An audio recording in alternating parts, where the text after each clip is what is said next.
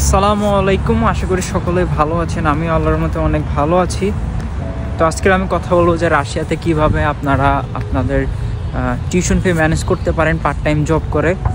তো জানতে হলে পুরো ভিডিওটা দেখবেন এবং চ্যানেলটা সবাই সাবস্ক্রাইব করে রাখবেন নতুন নতুন ভিডিও পাওয়ার জন্য।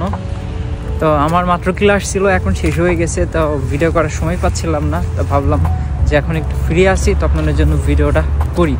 তো ভিডিওটা সবাই দেখবেন, আপনাদের অনেক হেল্পফুল হবে মনে করি।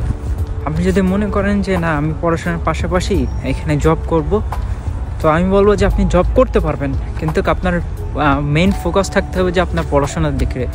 আপনার ক্লাস প্রত্যেক দিন করা লাগবে। সপ্তাহে আমি যেমন আমাদের ইউনিভার্সিটিতে আমার ক্লাস থাকে সপ্তাহে 5 দিন, আর 2 দিন থাকে অফ ডে। তো এই 2 দিন চাইলে আপনি কাজ করতে পারেন। আপনি যদি চান যে মাসে আপনি 30 দিন কাজ করবেন, তাও পারবেন, কিন্তু আপনার অনেক হার্ডওয়ার্কিং হইতে হবে।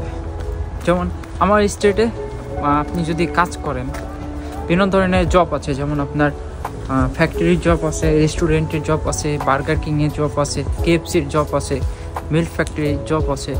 এটা আপনি এখানে আসলে বিভিন্ন ধরনের কোম্পানি পাবেন, সেখানে আপনি জব করতে পারবেন। এবং স্যালারি সিস্টেম আপনার 3500, 3700, আপনার 2500 এমন আছে, বুঝছেন। এখন আপনি যেটা করবেন সেটার উপরে ডিপেন্ড করবে। এটা per day salary. Per day আপনি 4000 থেকে 45 এরকম রুবেল কামাইতে পারবেন। আপনি যদি 4000 টাকা করে যদি জব করেন 30 দিন, তাহলে আপনি স্যালারি পাবেন 1,20,000 মতন।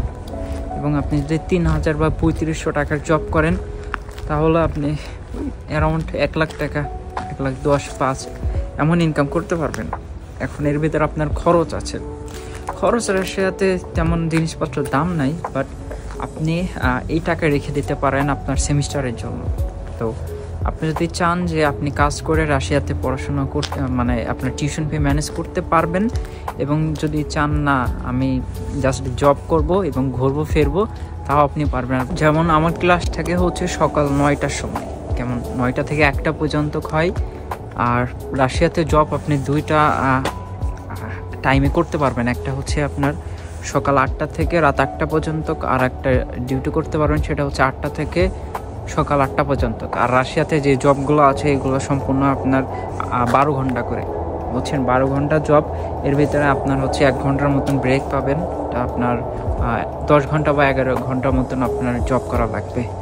তো জব করার পরে এসে যখন আপনি আবার ক্লাস করবেন, তখন হয়তো বা আপনার ওই ক্লাস করার এনার্জিটা থাকে না। কিন্তু আপনি যদি অনেক হার্ড ওয়ার্কিং হয়ে থাকেন, তাহলে কোনো সমস্যা নাই আপনার জন্য।